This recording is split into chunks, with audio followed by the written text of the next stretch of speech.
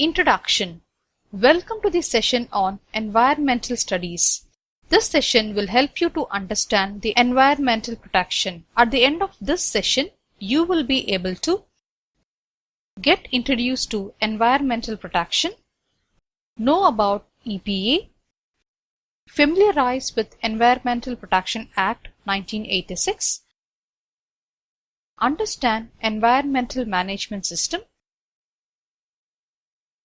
know about occupational health and safety standard, perform with community health and safety, understand about awareness and education. Environmental protection. With the continuously growing population and pollution, the environment is getting affected to a greater extent. The environment is affected due to known and unknown contributions by human beings. In most cases, people are aware of how their activities can affect the environment but remain ignorant. But still, there are people and governmental organizations that have made a step forward. Environmental pollution affects not only individuals but countries also. Environmental protection means proper utilization, protection, conservation, control and recycling of resources that will help in maintaining a balanced ecosystem. In India, the 12th Year Plan insists on the need for sound environmental management. This involves planning, protection, monitoring, assessing, educating, and conserving the major guiding factors for the nation's development. EPA. EPA stands for Environmental Protection Agency. This is an agency of the US federal government. This was created to protect environment and human health. This is achieved by enforcing laws. EPA is known for creating and enforcing standards that are applicable to manufacturing, toxic waste removal and cleanup. Government of India has also enacted law called EMV Protection Act 1986. The United States is playing a prominent role in working with other countries to protect the global environment. They accomplish this by writing laws and implement it by regulations. They not only set standards but also help organizations to understand the set standards. They ensure that all parts of the society, including communities, individuals, business, state and local governments, had the access to necessary and accurate information that would allow them to actively participate in managing human health and environmental risks. The Indian government has started working in line with EPA to protect the environment. Goals of EPA. The goals of EPA are reduce air pollution, improve access to clean and safe water, promote material management, waste management and clean sites, enhance joint preparedness for environmental response, enhance compliance assurance and environmental stewardship. Environmental Protection Act 1986. After the Bhopal gas tragedy, the Government of India felt the need for an act in place to protect the people and the environment from such accidents. As a result of this, the Environmental Protection Act was created in 1986 under the Article 253 of the Constitution. It was enacted with the objective of protecting and improving the environment. The objectives of Environmental Protection Act are to implement the decision made at UN conference that was held at Stockholm in June 1972 on human environment, coordinating the activities of the regulatory agencies under the existing laws and creation of an authoritative body or authorities for environmental protection, to provide punishment to those who endanger human environment, health and safety. The Act also aimed at ensuring sustainable development, to enact laws that cover the gaps in the existing laws in areas of environmental hazards, as Major areas of environment were not covered in the existing laws. The Act has provisions for penalties in case of offences committed. The Act authorizes the central government to protect and improve the quality of environment by controlling and reducing pollution from all sources, prohibiting or restricting the setting up or operation of any industrial facility on environmental grounds. Apart from the Environmental Protection Act of 1986, there are various standards that ensure industries do not cause a threat to the environment. It is voluntary in most cases that an industry that is likely to affect the environment works as per the standard requirements to overcome the issue. Wherever possible, the facility should avoid, minimize, and control adverse impacts on environment through methods like efficient usage of energy, modifying processes, opting for fuels or other materials that result in less pollution, applying emission control techniques. The emission control techniques are adopted to achieve the following: energy conservation, maintaining ambient air quality, wastewater management, water conservation, waste management, hazardous material management, and prevention of land contamination.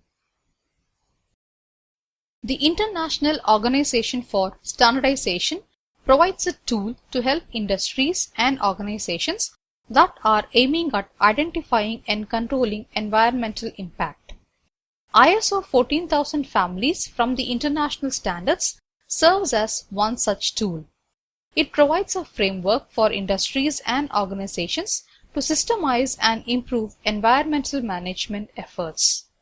It is to be noted that these standards are not created to enforce any law and do not regulate the environmental activities of the organization. Organizations adhere to these standards on a voluntary basis. It starts with evaluating the effect an organization has on the environment. This will include the products, processes, and the wastage. With this data in hand, the management has to kickstart the process of working towards the aim of reducing the effect of such activities on the environment. At the end of the process, the aspects that affect the environment and the extent of impact has not only been arrived at but also reduced. ISO 14000, a family of standards related to environmental management. Objectives of ISO 14001: reduce negative impact, comply with local rules and regulations, consistent practice. Occupational health and safety standard. It is known fact that employees working in various organizations are exposed to different kinds of danger based on the nature of job. It is the responsibility of the organization they work in to protect them from such dangers and provide them the necessary training and equipment to safeguard them. This activity is carried out in a particular order. It is identifying the hazard, eliminating the hazard, controlling the hazard, minimizing the hazard, providing appropriate personal protection equipment. Hazards can be broadly classified as physical hazards, chemical hazards, biological hazards, radiological hazards. Let us learn about each hazard in detail. Physical hazards. Physical hazards include rotating or moving equipment, noise, vibration, electrical work, hot work like welding, working environment temperature, working at heights, ergonomics, illumination, etc. Chemical hazards. Chemical hazards include air quality, fire and explosions, chemicals that are corrosive, oxidizing and reactive, and usage or presence of toxic materials like asbestos. Biological hazards. Biological hazards include bacteria, virus, and parasites. Radiological hazards. Radiological hazards include the processes in industry, medicine, defense, and scientific research. It is necessary that every employee has to be given awareness about these hazards and educated properly about the importance of safety before beginning to work. Community health and safety. Health and safety of a community is influenced by places in which people live, learn, work, or play. Communities like schools, public places, and work sites can be maintained to support healthy living. We call a community a healthy and safe place to live if it has clean air, pure water, safe housing, and the necessary supportive structures like schools, hospitals, etc. In a family, the health and safety issues can be handled by careful usage of resources and by maintaining a clean living place. But when it comes to the health and safety of a community of people, various factors have to be taken into consideration. They are drinking water quality and availability, life and fire safety, disease prevention. Let us know about each factors in detail. Drinking water quality and availability. Drinking water sources should be protected from pollutants like air emissions, wastewater, oil and hazardous material effluents. The water should be regularly tested for purity. The extraction of groundwater for various purposes has to be properly assessed as the water availability is subject to seasonal changes. Life and fire safety. The people belonging to a community have to be aware of the actions to be taken in case of life or fire safety. The fire stations have to be equipped to support emergency situations at any point of time. Disease prevention. Pollution caused by transportation, hazardous material, wastewater, etc. result in a lot of diseases. Most of such diseases are airborne or waterborne diseases. On a larger scope, various skin diseases are also caused because of reasons like the depletion of ozone layer. The public has to be aware of the causes and effects of such pollutants that cause diseases. This can be achieved with the support of individuals, families, employers, and governments. Awareness and education. Awareness and education on environmental protection is necessary for us to understand how fragile our environment is and how it needs to be protected. It is a process that every human being on the earth should participate in to help create a better world for the generations to come. How can awareness and education on environmental protection be given? It can be done in many ways, like implement policies and procedures to promote public health and safety requirements, include training on health impact in the fields related to community planning and development, integrate core public health competencies into curricula like nursing, medicine, dentistry, social work, education, pharmacy, and allied health. More impact has to be given on environmental issues that need immediate fixing, like oil drilling, deforestation, production of plastic goods. Awareness and education on environmental pollution alone will not be sufficient. We have to go one step further to educate people about the alternate methods that can be adopted that would not pollute the environment for transportation, lifestyle, and so on. Environmental education has to be given equal importance like any other subjects in schools and colleges. Students, being building blocks of the years to come, need to understand the importance of environmental protection. They can be educated in many ways, like taking them on industrial visits, asking them to conduct surveys on environmental pollution, engaging them in projects to come up with alternatives for things that pollute the environment. Parents can educate them from home by practicing them to stop using things or products that affect the environment. Schools can tie up with various environmental protection bodies to engage the students in protection activities. Knowing that industries are a major source of pollution, the following steps can be taken to educate people in the industries about the hazards. Providing training to all employees about environmental protection, ensuring the visitors are intimated and oriented about the company's practices to protect the environment. Proper signage to be kept near hazardous material or waste. Even the Indian government has launched a scheme called EEAT. EEAT stands for Environmental Education, Awareness and Training. This scheme was launched in the year 1983-84 to promote environmental awareness to all people to develop their capabilities and skills to improve and protect the environment.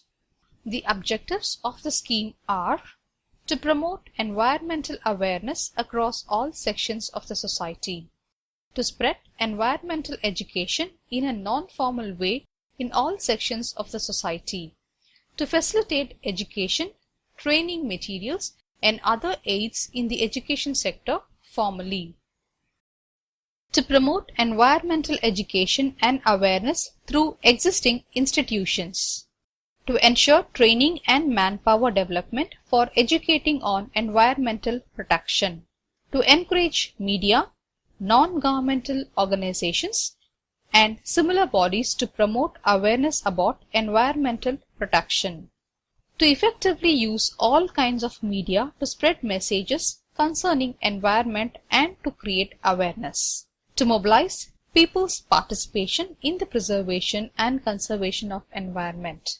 Each and every individual should be responsible for the damage caused to the environment and work towards creating a better, cleaner and disease-free world for the future generation. Clean India. Swachh Bharat Abhiyan or Clean India Mission is a national level campaign by the Government of India, covering 4,041 statutory towns to clean the streets, roads and infrastructure of the country.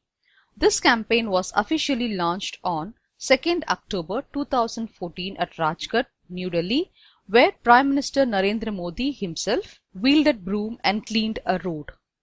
The campaign is India's biggest ever cleanliness drive and 3 million government employees and schools and college students of India participated in this event.